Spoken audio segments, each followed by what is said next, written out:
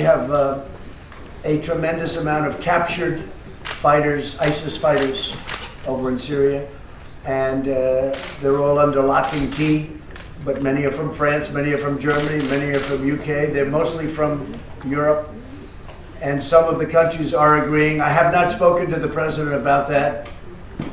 Would you like some nice ISIS fighters? Look, I can give if you look at the situation, you can take everyone you want.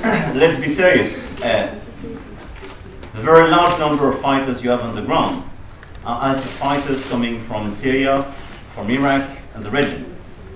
It is true that you have foreign fighters coming from Europe, but this is a tiny minority of the overall problem we have in the region. And I think number one priority, because it's not yet finished, is to get rid of ISIS and these terrorist groups. This is our number one priority. And it's not yet done. I'm sorry to say that.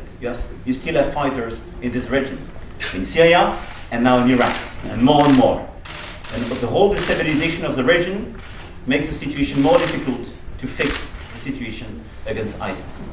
Second, some of these foreign fighters are being judged in Iraq because of the deeds precisely they acted in this very region. And we will have a case-by-case approach.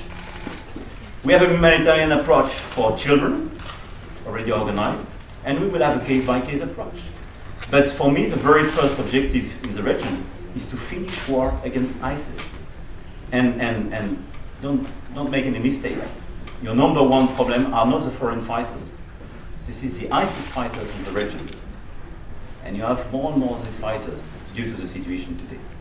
This is why he's a great politician, because that was one of the greatest non-answers I've ever heard. And that's okay.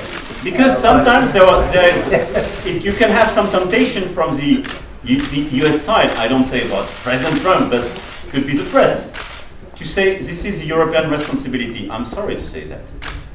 We have some of our people, but if you don't look at the reality of the situation, that is number one, not to be ambiguous with these groups.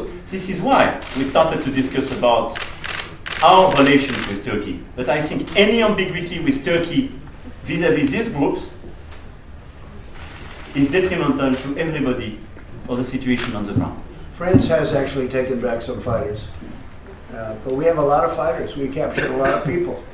And we have captured 100% of the caliphate, but you know that means that it's still going and going.